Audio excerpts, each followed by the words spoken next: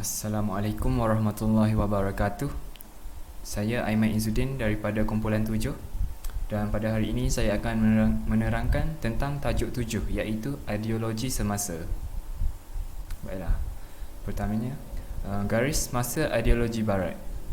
Ideologi barat bermula sekitar era medieval, dan ideologi yang tersebar pada ketika itu adalah ideologi gereja ataupun agama. Sebagai contoh, agama Kristian Katolik. Seterusnya, pada era modernism, ideologi yang tersebar pada ketika itu adalah secularism, humanism dan liberalism. Seterusnya, pasca modernism, ideologi yang tersebar adalah relativism, subjectivism, skepticism. Seterusnya, secularism sebagai asas ideologi moden. Secularism daripada sudut etimologi berasal daripada perkataan Latin iaitu seculum, yang bermaksud tempoh masa yang tertentu ataupun fixed period of time. Manakala daripada sudut terminologi pula, yang menurut Oxford Advanced Learners Dictionary, secularism bermaksud a belief that religion should not be involved in the organisation of society, education, etc. Ataupun dalam bahasa Melayunya adalah kepercayaan bahawa agama tidak boleh terlibat dalam organisasi masyarakat, pendidikan dan sebagainya. Secularism adalah ideologi yang memisahkan di antara agama dan negara, dunia dan akhirat, jasad dan ruh, sains dan agama. Seterusnya, secularism dari sudut terminologi. Muhammad Qutbi mendefinisikan secularism sebagai satu fahaman falsafah yang memisahkan urusan keduniaan daripada urusan keagamaan, iaitu dengan memisahkan peranan agama dan Tuhan daripada segala urusan kehidupan manusia. Muhammad Al-Bahi pula mendefinisikan secularism sebagai peraturan dan pelaksanaan untuk mengetepikan setiap bentuk keimanan dengan kepercayaan bahawa agama dan urusan gereja atau ketuhanan tidak boleh dicampurkan dengan tugas-tugas kerajaan. Cornelis van Persen yang merupakan ahli teologi Belanda mendefinisikan secularism sebagai pembebasan manusia dari kongkongan agama, kemudian dari kongkongan metafizik yang mengatur akal dan bahasanya. Seterusnya, latar belakang secularism. Konsep pemisahan di antara agama dan negara, church versus state, di antara agama dan dunia. Konsep utama dalam secularism, pemisahan antara sacred ataupun suci dan profane iaitu tidak suci. Pemisahan antara spirit iaitu rohani dan matter iaitu material atau kebendaan. Pemisahan antara revelation iaitu wahyu dan reason iaitu akal. Ciri-ciri utama secularism: disenchantment of nature, menghilangkan atau melupuskan makna spiritual, kepercayaan dalam alam kehidupan. Desacralization of politics, iaitu menghilangkan unsur-unsur keagamaan di dalam politik daripada hal ehwal manusia. Deconstruction of values, menghilangkan unsur-unsur penyucian agama, penyucian nilai agama daripada minda dan tingkah laku manusia. Baiklah, disenchantment of nature, ia merupakan pembebasan alam tabi'i dari tafsiran keagamaan, menghilangkan, melupuskan makna spiritual kepercayaan daripada alam kehidupan.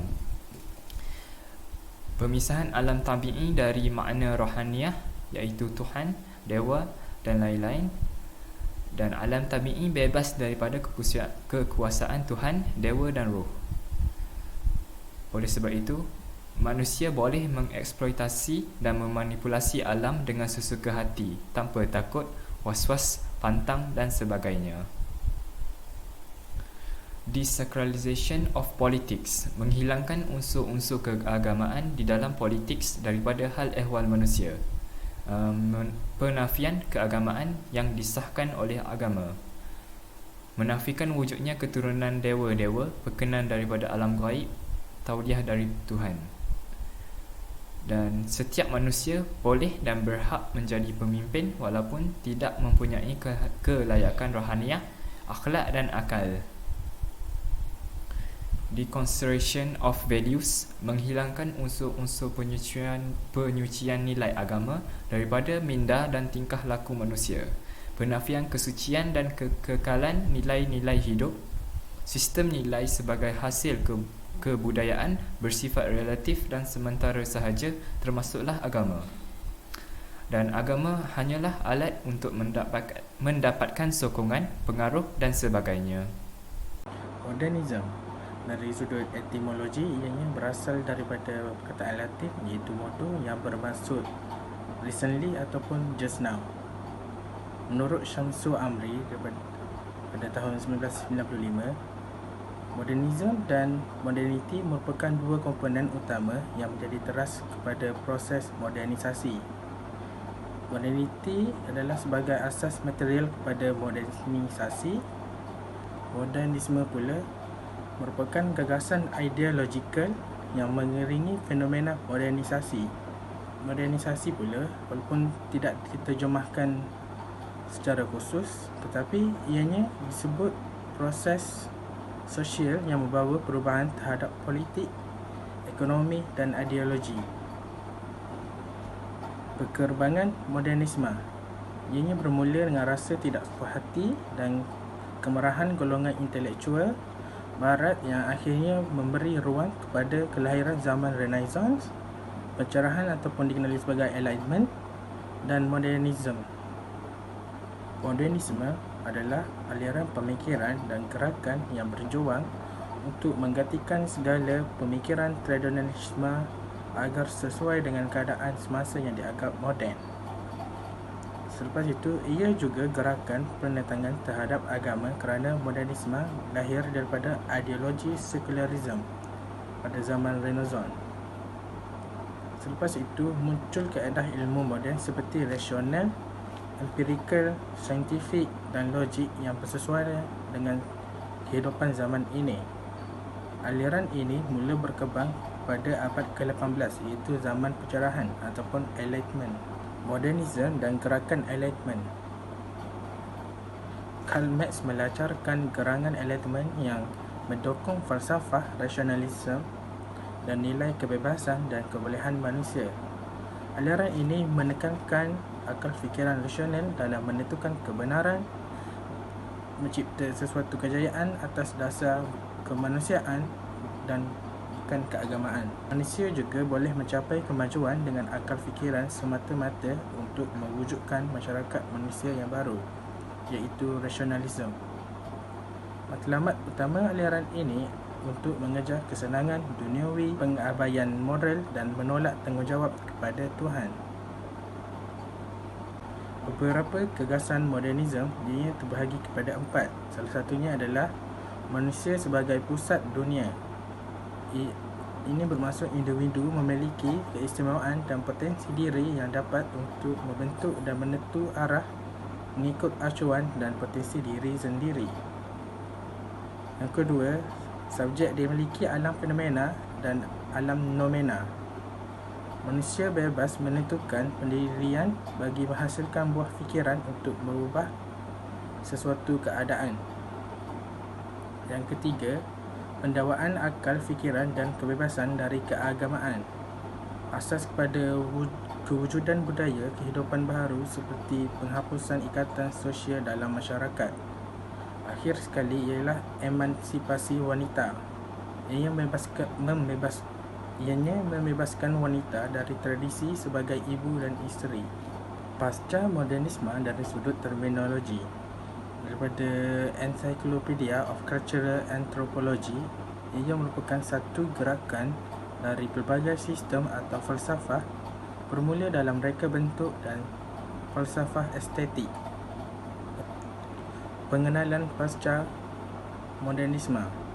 Pasca modernisme merupakan fenomena baharu kesan dari ketidakpuasan hati terhadap gagasan modernisme yang dilihat gagal dan menindas manusia. Ianya kerana kepercayaan modernisme bahawa akal dan sains dapat membawa kemajuan dan kebenaran serta menyelesaikan sebarang masalah. Seterusnya, modernisme juga bersifat logosentrik yang tidak seimbang, sedangkan manusia terdiri daripada intelek, rohani, emosi dan intuitif. Akhir sekali, kegagalan modernisme untuk memberikan sesuatu pemikiran baru dan solusi dan pandangannya terhadap ilmu pengetahuan. Antara ciri utama pasca modernisme ialah anti-realis, permainan bahasa, menentang meta-naratif dan juga sikap tidak mengambil kisah kepada kehilangan sejarah, jati diri, agama dan tradisi.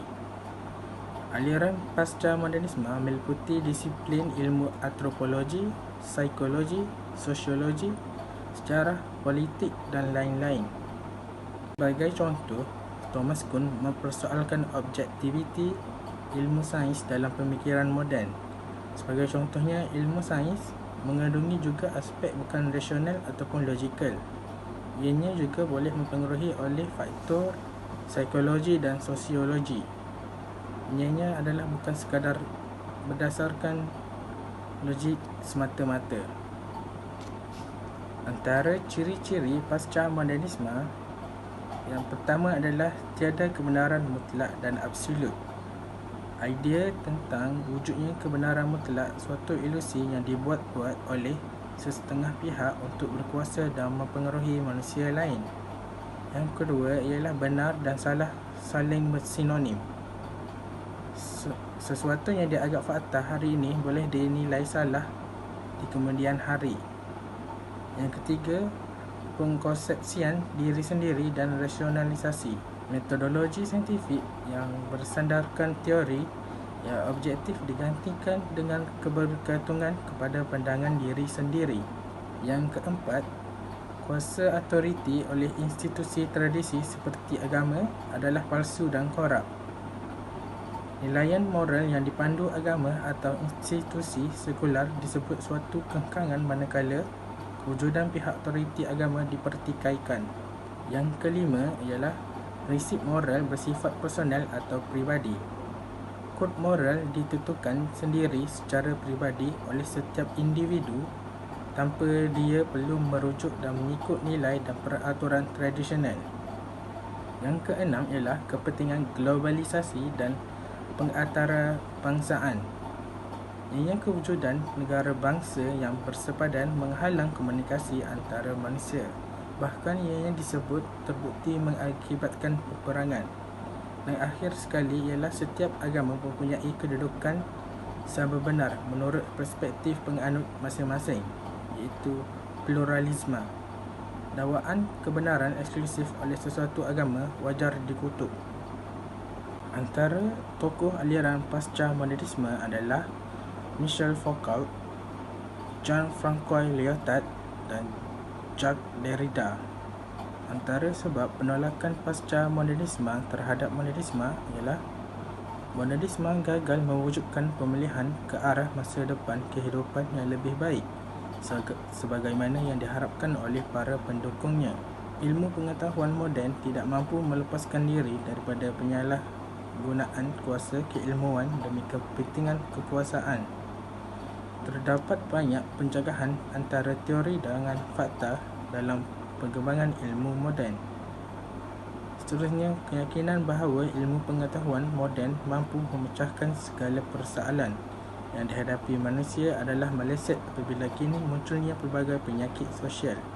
Akhir sekali, ilmu moden kurang memerhatikan dimensi mistik dan metafizik manusia kerana terlalu menekankan sifat fizikal individu.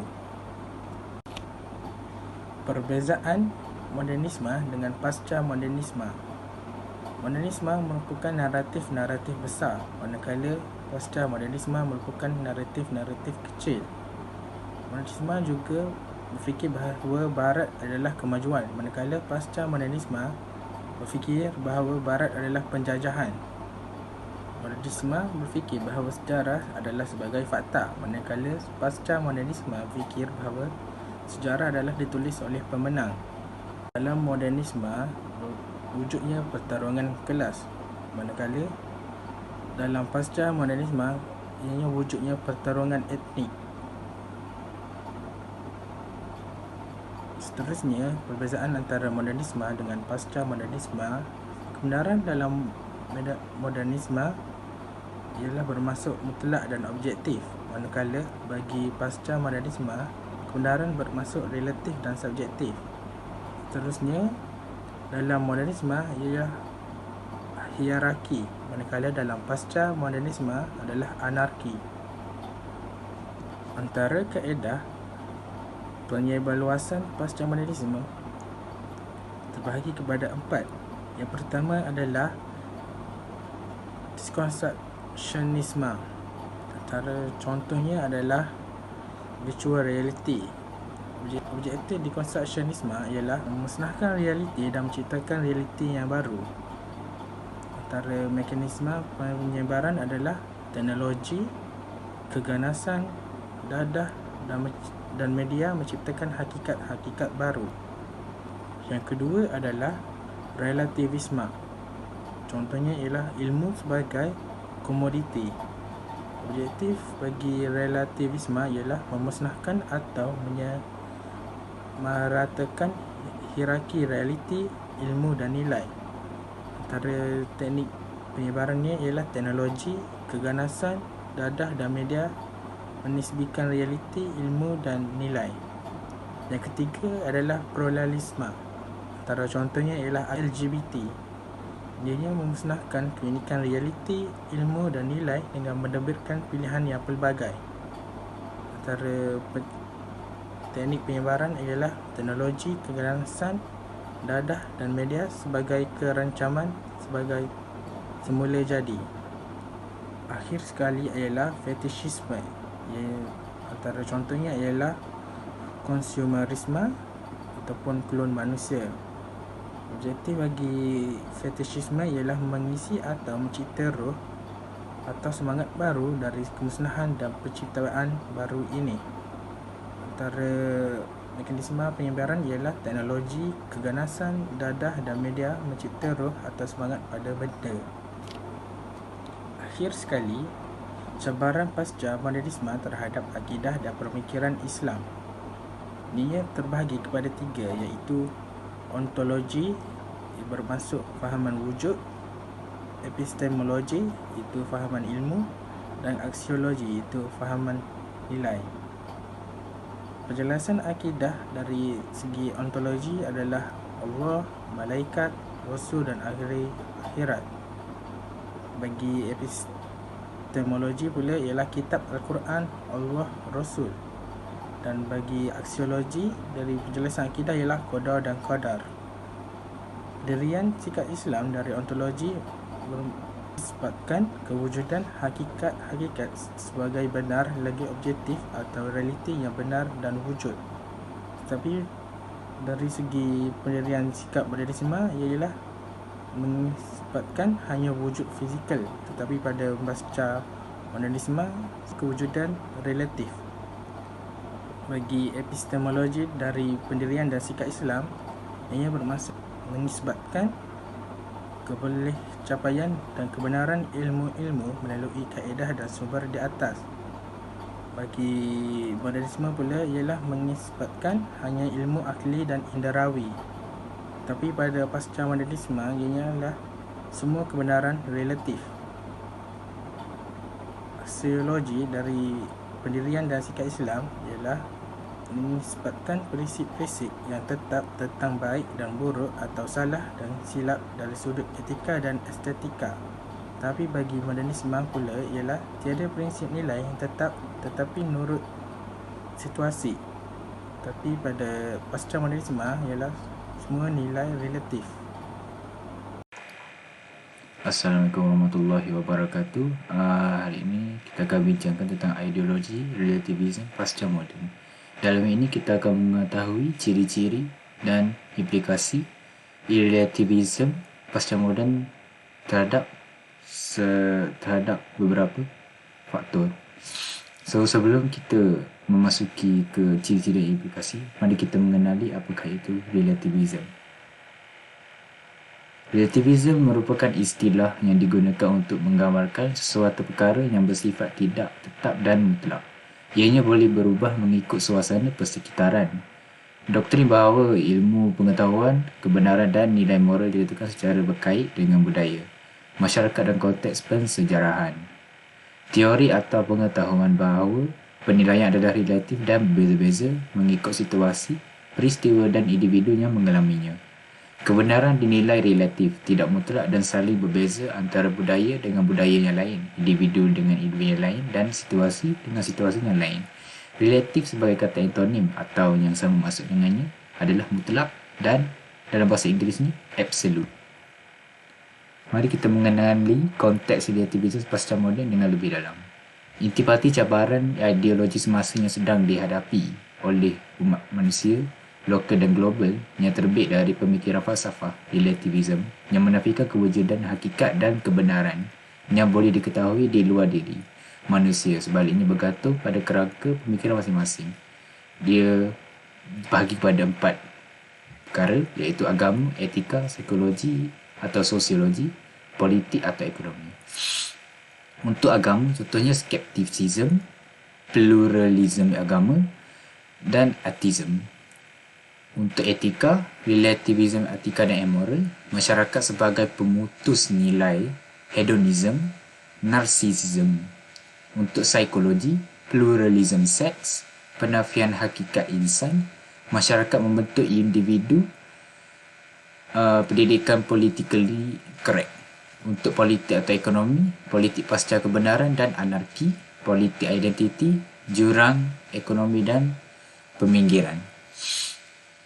Seterusnya iaitu ciri-ciri relativism, menafikan universalism. Contohnya, tidak wujud tidak wujud satu persetujuan sejagat berkenaan kebenaran, kebaikan dan lain-lain. Kedua, menafikan absolutism, tidak wujud nilai-nilai yang bersifat tepat dan tidak berubah seperti nilai kebenaran, kebaikan, keburukan dan lain-lain. Menafikan objektivism, nilai kognitif, etika dan estetika tidak bebas dari pengaruh minda, mind independent. Menafikan monism, nilai ini tidak mampu bebas tanpa bergantung kepada pemikiran manusia yang saling berbeza. Implikasi relativism terhadap undang-undang ialah penolakan autoriti dan tradisi. Implikasi terhadap sejarah adalah menulis semula sejarah dan sejarah itu ditulis sebagai fiction.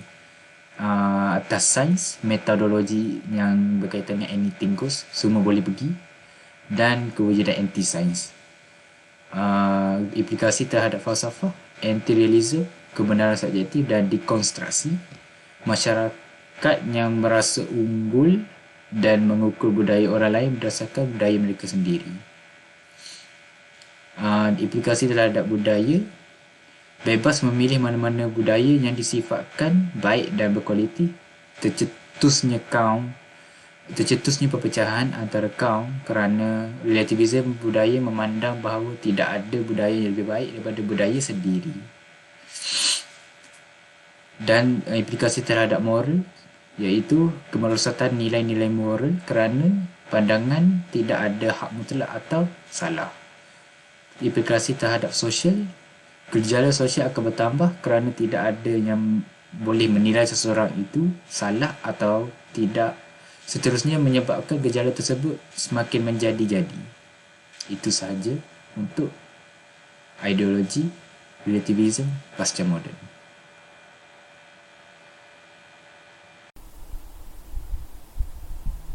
Baiknya, seterusnya Cartesian dualism. Cartesian dualism diperkenalkan oleh René Descartes yang membezakan minda, immaterial mind, dan tubuh badan, material body, yang saling bertindak balas. Ia membahagikan kehidupan kepada dua ekstremes, iaitu berfikir sebagai sifat mutlak manusia, manakala alam benda sebagai makhluk tiada apa-apa nilai dan makna. Contoh Cartesian dualism adalah mind and body problem, subjektif dan objektif, kuantitatif dan kualitatif, spiritual dan material, seni dan sains, moral dan legal. Baiklah, itu saja daripada kumpulan kami. Sekian, terima kasih.